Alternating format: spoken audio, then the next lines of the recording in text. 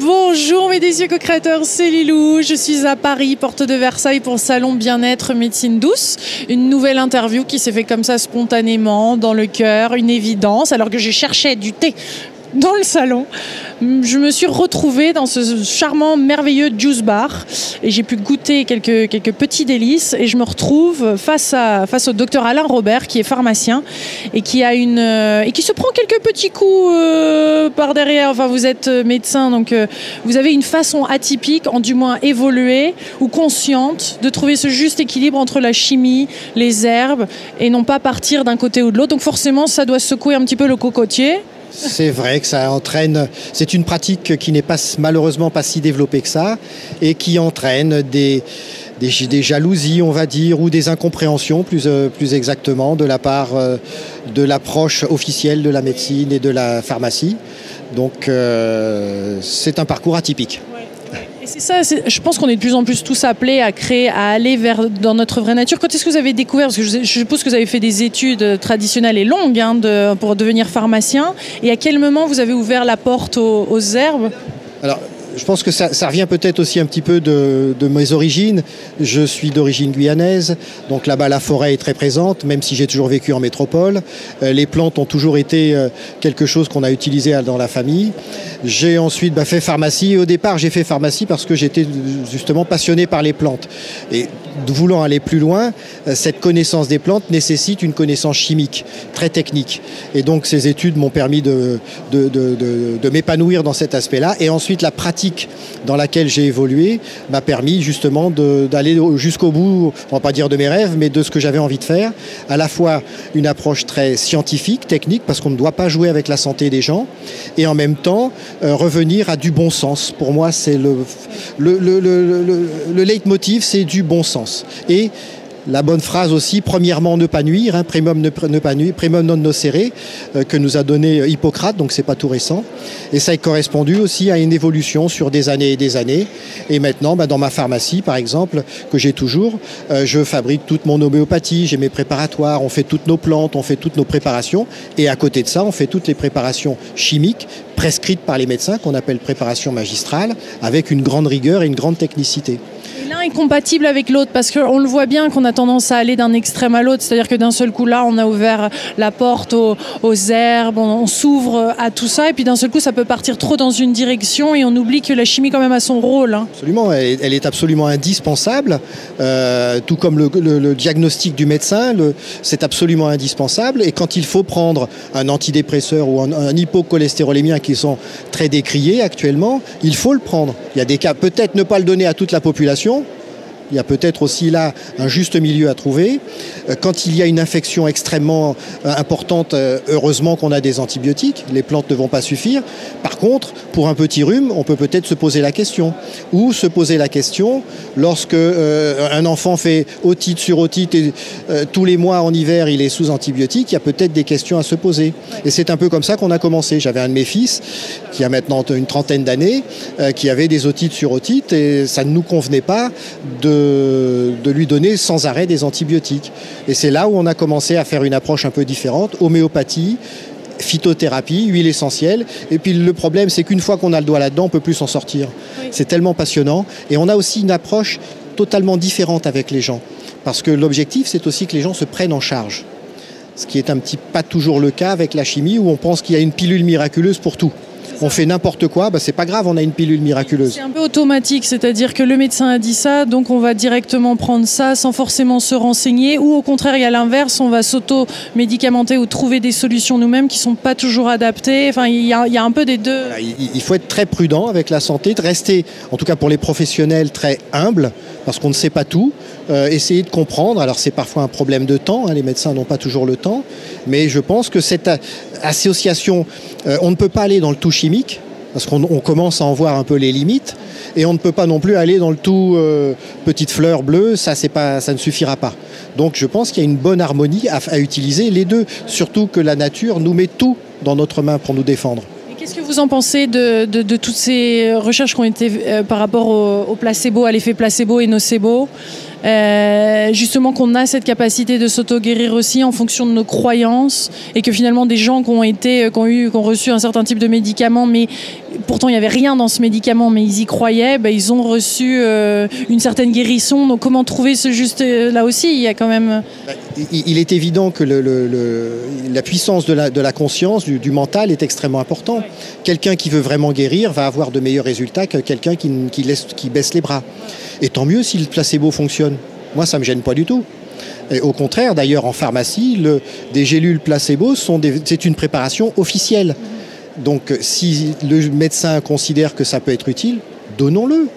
Ne nous privons pas de quelque chose qui peut être utile pour la personne. Alors après, il faut bien être conscient que ça a des limites. Ça ne va pas guérir un cancer. Mais ça peut aider à booster la personne pour qu'elle se défende mieux, associée par exemple à une chimiothérapie. Donc ça, moi, ça ne me gêne absolument pas. Ce qui compte, c'est le résultat. Oui. Et une cohérence aussi et un juste équilibre.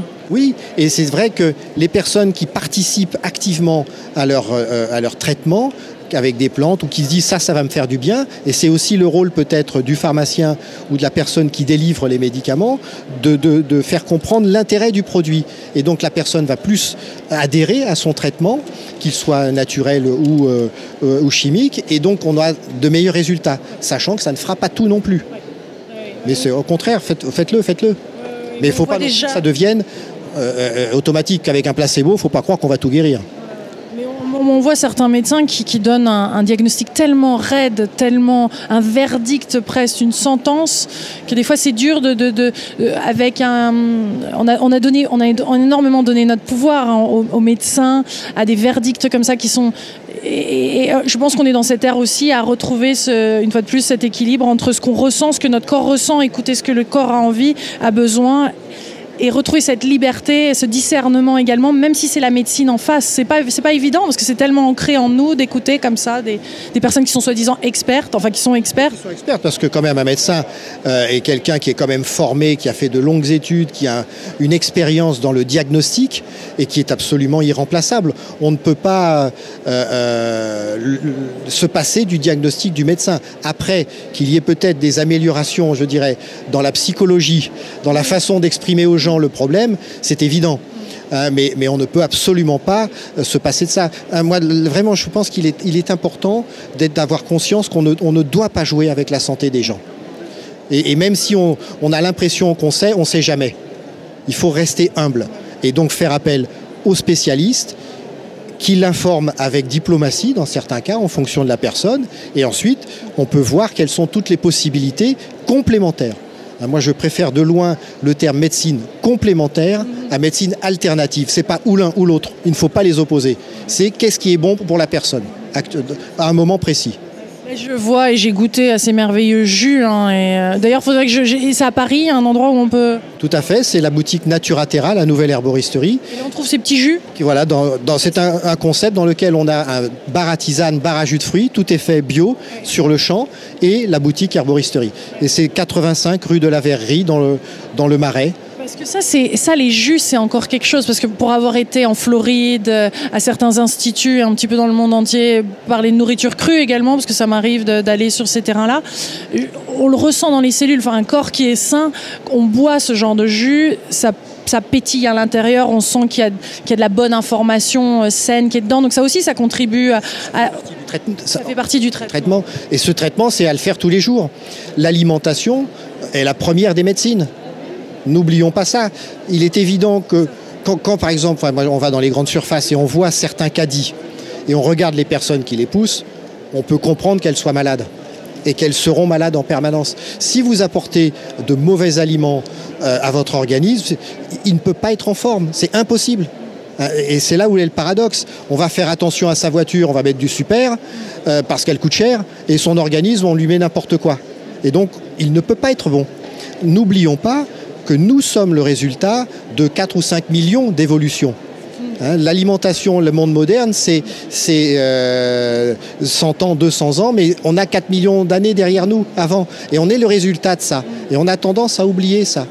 Et que notre alimentation, sans tomber dans des excès, il faut tomber dans du bon sens. Mangeons des produits sains, faire la chasse à tous ces colorants, tous ces pesticides, toutes ces cochonneries qu'on nous met et qui nous détruisent, et revenir à fruits, légumes, poissons, viande avec modération, boire suffisamment d'eau, des jus de fruits, des jus de extracteurs de jus, des extracteurs. L'intérêt, c'est prendre des extracteurs à vitesse lente qui ne vont pas détruire les enzymes, qui sont aussi des éléments intéressants au niveau pour notre organisme, parce que tout ça correspond, les fruits et légumes, on a 4 millions, comme je disais, d'années de vie commune. Donc notre probiote, notre flore intestinale sait ce que c'est, les reconnaît et va donc les assimiler de façon bénéfique.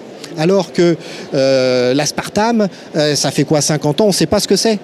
En plus, c'est un toxique neurologique. Il y a plein de médicaments, même des médicaments, on ne connaît pas les conséquences sur le long terme. Voilà, alors un médicament peut être utile à court terme, donc il faut le prendre. Quand on souffre trop, prenons un paracétamol ou quelque chose, ça ne sert à rien de souffrir, on a des armes. Par contre, à côté de ça, peut-être essayons d'agir sur voir s'il n'y a pas des causes, une mauvaise alimentation, une mauvaise posture, etc. Le stress, il y a tellement de choses qui interviennent. Une mauvaise alimentation. Les otites à répétition sont souvent chez des enfants qui mangent beaucoup trop de sucre, sucreries, soda, toutes ces cochonneries. Trop de laitage.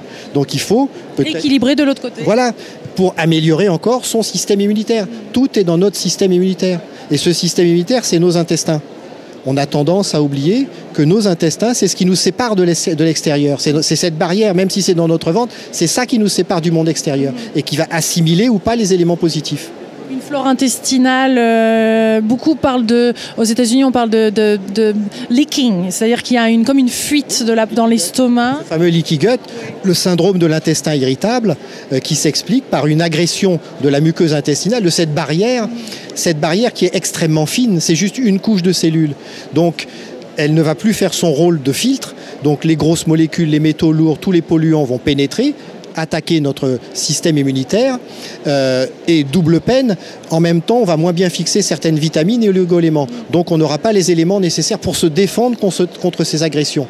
Et ça va entraîner en particulier toute une cascade de maladies souvent inflammatoires, souvent toutes ces maladies auto-immunes qui ont comme un point commun ce leaky gut, ce syndrome de l'intestin irritable. Donc travaillons là-dessus. Et là, mais ça vient vraiment là, parce qu'en ce moment, on entend parler de l'intestin de partout. On découvre qu'on a des intestins. Alors que ça fait quelques années qu'on en a, mais c'est vrai qu'il est fondamental. Et à force de l'avoir malmené, il nous dit stop. Il nous a dit stop par toutes ces maladies qui n'existaient pas il y a une centaine d'années. Bonjour. Par exemple, le cancer des intestins, dans nos régions, il n'y en avait pas. Et depuis une centaine d'années, et maintenant, ça explose. Donc il y a des questions à se poser. C'est donc une action certainement environnementale liée à notre mode de vie. Holistique, que ce soit les téléphones portables, que ce soit ce qu'on mange. Électromagnétique, tout ça qui nous agresse. En même temps, on ne peut pas vivre déconnecté de tout ça, on en a tous sur nous. Donc, c'est rééquilibré de l'autre côté. Voilà, voyons comment on peut faire, grâce toujours à ce leitmotiv du bon sens, comment faire pour essayer de vivre dans notre siècle, parce qu'on va parvenir à l'âge de pierre, mais en même temps revenir à du bon sens. Peut-être pas dormir avec le téléphone sous l'oreiller, pour les enfants par exemple. Donc voilà, et puis l'alimentation. Et dès qu'on a quelque chose, on peut rééquilibrer, renforcer son système de défense avec des jus, des tisanes. Revenons aux bonnes tisanes d'antan, de nos grands-mères, elles avaient raison. D'abord, ça fait boire, on ne s'hydrate pas suffisamment, de l'eau. C'est pas du coca, c'est pas des sodas. Ça apporte, on utilise des plantes qui vont. C'est un peu plat quand même comme goût. Ah, ça dépend comment. J'ai envie de pisse-mémé. Alors c'est parce que d'abord on a aussi notre goût. Le clé de la bonne tisane, parce que je sais que vous avez breveté un petit truc qui quand même, parce que ça expliquez-nous le concept justement d'une vraie tisane et comment bénéficier pleinement de tout ce que la plante a à nous offrir. Alors, on va dire qu'on a en gros deux types de tisanes. On peut faire des tisanes plaisir, mais bonnes pour la santé. Donc là, on va mélanger des plantes qui vont avoir une harmonie au niveau du goût, qui vont apporter un goût agréable, mais tout en apportant des éléments extrêmement intéressants pour la santé. Ça peut être des mélanges avec un petit peu de cannelle, du gingembre, de la sarriette, du romarin, de l'hibiscus. Enfin, c'est fabuleux l'hibiscus, c'est bourré d'antioxydants en plus, de molécules protectrices cellulaires. Tout est dans l'équilibre des doses. Et c'est mon fils Louis Valéry qui par sa connaissance, équilibre parfaitement tous ces éléments. On peut y ajouter aussi des eaux florales, des hydrolats, qui vont apporter aussi des propriétés intéressantes. Et puis l'autre type de tisane, ça va être des tisanes plus santé, où là, parfois, il va falloir faire un petit effort goût. Mais on le fait parce que ça va nous faire du bien au niveau de notre santé. Si on a une infection urinaire qui ne nécessitent pas un antibiotique de façon indispensable, ou parallèlement d'ailleurs, ou des problèmes de rhumatisme ou une bonne bronchite, on a des mélanges de plantes qui sont extrêmement efficaces, sans effet secondaire. Alors c'est vrai que parfois ça peut-être, et pas systématiquement, agir un peu moins vite qu'un médicament chimique. On est aussi trop pressé. On a coutume de dire en pharmacie, par exemple la grippe, sachant que les antibiotiques ne servent pas à grand chose sur la grippe, mais quand on en donne, une grippe c'est 7 jours sans traitement ou une semaine avec traitement. Donc après, à vous de voir lequel sera le plus rapide. À condition, bien sûr, de ne pas être une personne âgée, avoir des facteurs de risque, où là, on peut avoir des surinfections. Mais une bonne hydratation, des bonnes plantes, voire des huiles essentielles, c'est phénoménal. Et un peu d'homéopathie, ça marche bien. L'homéopathie, toutes ces choses-là. Et puis, si ça ne suffit pas et qu'on n'est pas en mauvaise santé, eh bien, parce qu'il faut aussi être prudent. Un diabète. La prévention. Et la prévention. Et puis surtout, agir dès les premiers symptômes. Dès que vous avez le moindre petit frisson, agissez tout de suite. Ne vous dites pas ça va passer, ça passe pas. Et donc là, vous êtes obligé de taper plus fort. Donc c'est ça aussi. Parce que ça a l'air de... Enfin, moi, dans certaines des conversations, et ça, je ne sais pas si ça s'explique, mais que ça arriverait petit à petit dans notre champ. C'est-à-dire qu'une maladie, il y aurait d'autres... elle arriverait petit à petit dans notre aura. Alors, je ne sais pas si c'est des termes que vous allez reconnaître ou pas, mais à un moment, ça devient une maladie. Mais avant ça, il y a d'autres étapes, en fait, pour se soigner, prévenir, et justement éviter que ça arrive jusqu'au corps même. Tout à fait. C'est vrai que le psychique, le psychologique a une très grande influence sur la santé. Stress. Qui remet un petit peu tout là-dedans. Mais c'est vrai que si on a un mauvais système immunitaire, qui peut être perturbé par tous ces éléments, le stress, le mauvais psychisme, une mauvaise alimentation, tous ces facteurs-là, on va être plus sensible. Et donc, de ce fait, on va attraper plus facilement tout ce qui traîne. Ce stress permanent est une des causes de certaines maladies auto-immunes ou de cancer ou fibromyalgie, etc. Donc, si on arrive à renforcer, pourquoi pas par la méditation, par une alimentation saine, par une hygiène de vie, mais sans tomber dans des excès, on arrive à se défendre beaucoup mieux. Et donc, on est moins sensible à toutes ces agressions. Parce que nous sommes entourés en permanence. Par exemple, au niveau cancer, on fait tous des petits cancers en permanence. Mais notre système immunitaire est suffisamment costaud pour s'occuper de ces cellules qui mutent. Et puis pour X raisons, à un moment ou à un autre, il va être dépassé. La malbouffe, c'est 30% des cancers, le stress, la pollution, mais à la limite, on s'en fout. C'est qu'une fois que la personne a ce processus, maintenant, il faut faire en sorte, grâce au traitement et en renforçant son système immunitaire, pour qu'elle reprenne le dessus. Donc c'est le résultat de tout un ensemble de choses. C'est vrai que c'est une évolution qui se fait sur plusieurs années. On ne détecte pas forcément, on ne veut pas forcément voir, on met la tête dedans. Voilà, on ne voit pas ça, mais c'est quand ça tombe dessus, c'est le résultat d'une évolution qui peut, par exemple un cancer, c'est entre 1 et 20 ans que ça se développe. Donc on peut essayer en prévention, ce qui ne veut pas dire qu'on ne l'aura jamais, mais on diminue les risques. Beaucoup de cas de burn-out, de personnes qui ont du mal avec le travail et qui pètent des plombs au travail et ça va plus, ça commence à devenir dépression. Moi, je le vois dans les yeux des gens, ceux qui prennent des antidépresseurs, enfin, ça les déconnecte complètement de la réalité, c'est pas la solution. Je suppose, qu'est-ce que vous auriez comme recommandation, ou si vous étiez dans les herbes sur quelqu'un qui a un burn-out, qui est pas bien, qui est le moral à zéro, tout en train de se déclencher, là, c'est l'avalanche de mauvaises nouvelles. Comment on s'y prend de manière plus naturelle ou en trouvant le juste équilibre ? Si les médicaments, à certaines périodes, les médicaments peuvent être nécessaires, parce que quand il y a un danger véritable, on ne sait jamais, dans ces cas-là, il peut y avoir des tentations de suicide ou quelque chose comme ça. Là, il faut vraiment intervenir puissamment. Et puis ensuite, essayer de recharger, certes, toujours par cette alimentation, ces jus, ces tisanes. Certaines plantes peuvent être intéressantes. On va prendre des plantes qu'on appelle adaptogènes, qui vont permettre à l'organisme de beaucoup mieux s'adapter et de réagir. C'est le ginseng, c'est la rhodiole, c'est l'éleutéro. Rhodiola, ouais, très bien. C'est une excellente plante. Et en plus, qui ont l'intérêt de ne pas exciter. Ce sont des stimulants non excitants. C'est pas de la caféine, on ne va pas être sur les nerfs. Donc on recharge. On peut refaire aussi recharger avec des mélanges de vitamines, des minéraux, de la gelée royale, de la spiruline. C'est une plante extraordinaire, c'est une algue qui va apporter du fer, des protéines, qui est un bon détoxicant. C'est vrai que dans ces burn-out, il faut voir aussi si les gens n'avaient pas pris de mauvaises habitudes, certaines choses que l'on peut consommer, on va essayer de détoxiquer aussi l'organisme. Petit truc, par exemple, dès qu'on sent qu'on a la bouche pâteuse, amère, peu de constipation, souvent c'est le signe que le foie est un peu fatigué. Hop, on fait un petit nettoyage.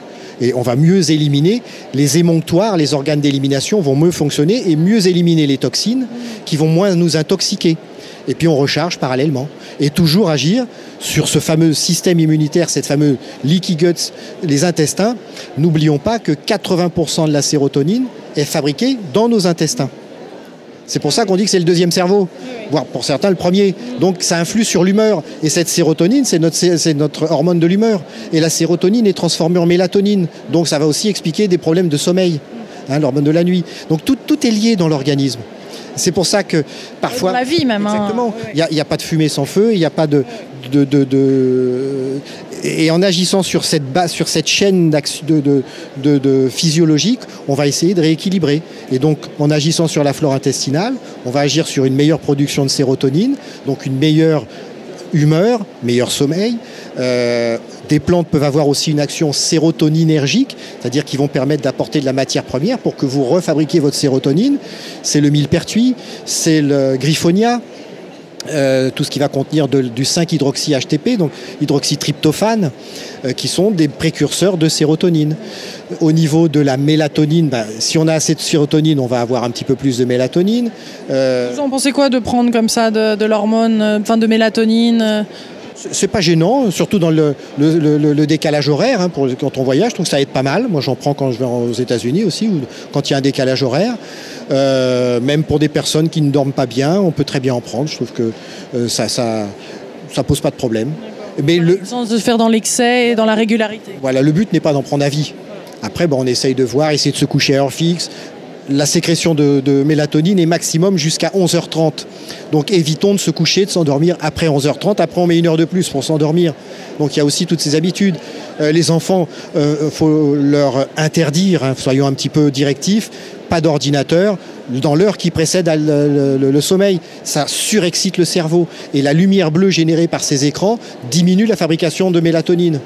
Donc voilà, c'est tout un ensemble. Donc dormir dans une chambre un peu aérée. Prenons du magnésium le soir, un magnésium très assimilable. Le magnésium va entre autres au niveau du sommeil agir sur le sommeil profond qui sera de meilleure qualité. Et cette phase sommeil profond, c'est la phase où on récupère le plus et de façon physiologique. Oui, donc le magnésium plutôt le soir, oui. Et on peut le prendre la journée, il n'y a aucun souci. Et ça n'empêche pas de dormir, contrairement à ce qu'on pense souvent. Mais ça dépend des magnésiums. Vous avez des magnésiums mieux assimilés que d'autres. Moi, je conseille où ce sont les bisglycinates, là on va rentrer dans le technique, ou les pidolates ou les glycérophosphates de magnésium, qui sont les mieux assimilés. On trouve entre autres chez nous, mais il y a plusieurs marques qui font cela. Vous êtes en ligne aussi, non? Oui, alors pour le moment c'est juste la page d'accueil, et on est en train de monter le site internet. Mais ça vient. Mais autrement, à la boutique, on peut nous appeler, il n'y a aucun souci. Mais c'est bien tout ça. Que dire d'autre par rapport à justement toute cette... ces deux mondes qui se rencontrent, où il se juste équilibre, des équilibres sains de vie, avoir certains réflexes peut-être? Ne pas les opposer, parce qu'à un moment donné, on peut avoir à prendre un médicament. Moi, c'est mon métier, à nous aussi, pharmaciens, d'informer les gens sans leur faire peur, en fonction de la psychologie des gens, parce qu'il faut aussi être très diplomate et très psychologue, c'est extrêmement important, d'expliquer. Et puis peut-être de servir un petit peu d'aiguillon. Il faut savoir si dire aux gens, ça c'est pas bien ce que vous faites. Et effectivement, ne jamais interférer dans le traitement du médecin, mais on peut expliquer, puis pourquoi pas se mettre en relation, si on a de bons rapports avec les médecins, pour dire, tiens, voilà, j'ai vu telle chose avec madame ou monsieur un tel, est-ce qu'on pourrait pas en discuter dans la mesure du possible? On va pas parler vaccin, c'est un sujet qui fâche et auquel il faut faire attention. Je sais, pour avoir interviewé le professeur Joyet, passionné, vous allez peut-être éviter le sujet? Avec raison. De la raison, c'est un sujet très, très, très dangereux. Je dirais simplement, sur les carnets de santé, il n'y a que 3 vaccins d'obligatoires. Très bien. C'est toujours pareil, il y a des cas où c'est justifié. C'est toujours le même problème. Quand c'est justifié, qu'il y a une raison médicale, oui. Après, est-ce que... Quand on pousse à la consommation, non. Voilà. Est-ce que tout le monde doit prendre en même temps tous le même médicament? Je ne parle pas que des vaccins. Est-ce que c'est... Bon, là, il y a peut-être des questions à se poser. Mais du bon sens, la première des médecines, de toute manière, c'est l'alimentation. Donc, mangeons sainement, ce qui ne veut pas dire que c'est une garantie d'éternité, mais on diminue les risques considérablement. Prendre des tisanes, des plantes, des huiles essentielles, c'est extraordinaire. L'homéopathie, tout ça, c'est fabuleux. Et puis, si ça ne suffit pas, ou parallèlement à des traitements plus lourds, eh bien, on prend son traitement. Hein, il ne faut pas les opposer. C'est toujours qu'est-ce qui est utile pour la personne à un moment donné. On n'aurait pas d'insuline pour les diabétiques. Les diabétiques insulinodépendants seraient morts. On n'aurait pas, les antibiotiques, quand ils sont donnés avec raison, sont extraordinaires. Quand il y a une septicémie, ce n'est pas un petit granule ou des gousses d'ail qui vont nous soigner. Mais qui dit antibiotique à ce moment-là, derrière, dit... Peut-être prendre effectivement parallèlement à l'antibiotique des probiotiques pour protéger... En même temps, pas après. Moi, je le conseille pendant et après. Puisque l'antibiotique va tuer le mauvais germe, c'est ce qu'on cherche, mais en même temps, il va détruire notre flore intestinale. Donc, ce qui explique le développement de... Souvent, ce sont les mauvais germes qui en profitent après pour se développer plus vite, des mycoses, des problèmes intestinaux. Donc, parallèlement, on réensemence avec des probiotiques. Moi, en général, je conseille d'en prendre pendant le traitement et au moins une semaine, 10 jours, encore après le traitement antibiotique, pour réensemencer tout de suite. Juste un tout petit mot sur l'homéopathie, parce que bon, il y a tellement à dire que c'est une interview à part, mais est-ce qu'il y a des choses pour lesquelles l'homéopathie fonctionne mieux ? Ah oui, par exemple, tout le côté pédiatrique sur les enfants, sur les douleurs dentaires des nourrissons, moi je trouve qu'on a des résultats extraordinaires. Et c'est là où ça devient bluffant. Mais oui, parce qu'eux ne savent pas. On ne va pas nous dire que c'est dans la tête que ça se passe. Et puis même si c'était dans la tête, si ça marche. Hein, l'effet placebo, moi il me convient très bien. Mais là, on n'est pas dans le placebo en plus. Dans tout ce qui est donc enfant, donc début de rhume aussi. Début de rhume. Voilà, si on agit tout de suite. C'est toujours cette notion d'action rapide et immédiate. Dans les hématomes, quand on se cogne et qu'on prend de l'arnica, on a quand même des résultats assez étonnants. On a des protocoles, même par exemple pour aider dans les opérations, quand il y a anesthésie générale, ça ne remplace pas l'anesthésie, mais on s'aperçoit que les gens réagissent mieux et récupèrent beaucoup plus vite. Gésénium pour le stress aussi, je m'en souviens pendant mes études, mes parents me donnaient ça. Exactement, avant de passer ces examens, Gelsemium, Ignacia, Arnica, il y a plein de choses intéressantes. Et puis, il y a des gens sur qui ça ne fonctionne pas, et on n'essaye pas. Et puis, il y en a d'autres où ça fonctionne très bien. Et moi, j'ai toujours sur moi mes petits granules. J'ai pris juste avant l'interview contre le stress. J'en ai pris. C'est pour ça qu'il plane. Non, c'est tout léger. C'est léger. Ce sont des dilutions homéopathiques. Quand vous prenez, j'allais très court, quand vous avez les CH, vous avez deux types de dilutions, CH et DH. CH, ce sont des dilutions centésimales, c'est au centième. Donc un 5 CH, c'est un 100 puissance moins 5. Donc ça fait qu'il y a un paquet de zéro. Et c'est là où les détracteurs nous disent qu'il n'y a rien dedans. Il y a certes, pondéralement, pas grand-chose, mais on apporte plus une information. C'est ça la grande différence. L'homéopathie, c'est plus une médecine informationnelle qui va apporter une information pour amener l'organisme à réagir.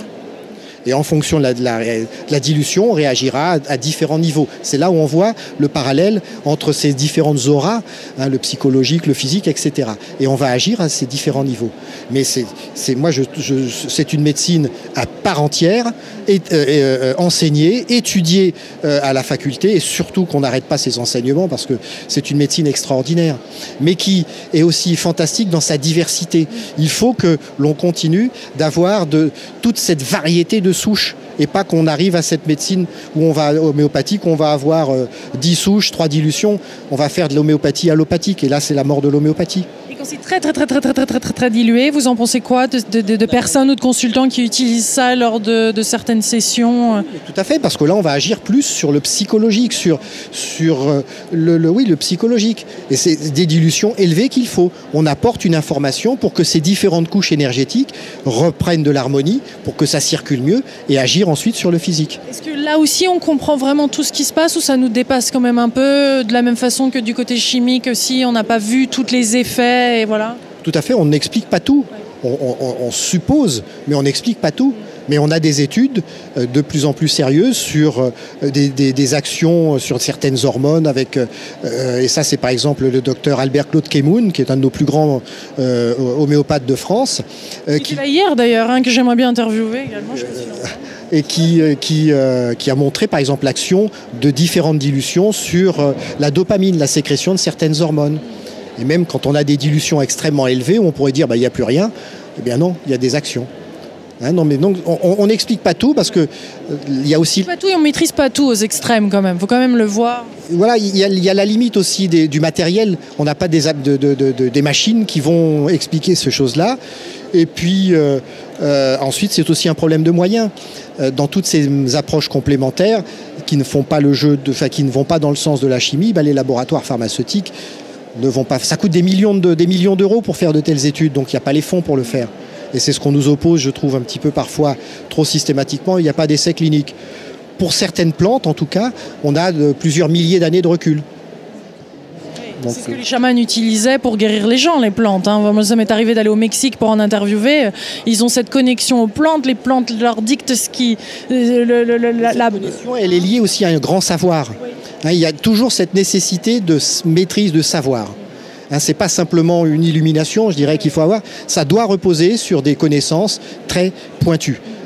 Dans ces pays-là, 80% de l'humanité utilise des plantes. Hein, on a tendance à penser que toute l'humanité utilise de la chimie. Non, ce sont que les pays riches. Donc il faut absolument, et l'OMS d'ailleurs, continue de vouloir préserver ce savoir ancestral et qu'on continue de l'étudier. Il faut absolument. Donc n'oublions pas ça, que ce n'est pas tout le monde qui l'utilise. Et donc il faut qu'on continue de l'étudier scientifiquement pour comprendre comment ça fonctionne et éviter des effets secondaires. C'est ça aussi, parce qu'il y a des plantes qui peuvent tuer. Hein, il faut faire très attention. C'est toujours le côté, parce que pour avoir interviewé Rupert Sheldrake à Londres ou d'autres personnes comme ça, c'est toujours trouver les fonds également. Puis malheureusement, c'est pas là où il y a les fonds pour faire ses études et ses recherches, etc. Ou professeur Montagnier d'ailleurs aussi, que j'ai eu l'honneur de... Oui, au Chine. Oui, tout à fait. Bon, mais en tout cas, ça bouge. J'ai l'impression que ça bouge. Il y a des gens, on s'ouvre et on retrouve ce juste équilibre entre toutes ces dimensions. Tout à fait. Et par exemple, vous parliez de la Chine. Moi, j'ai été invité par un groupe de Chinois, d'investisseurs qui voulaient étudier l'intérêt des huiles essentielles en Chine, mais de l'aspect médical, pas uniquement cosmétique.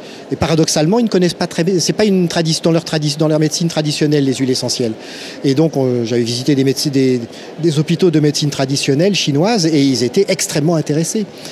Ça leur parle.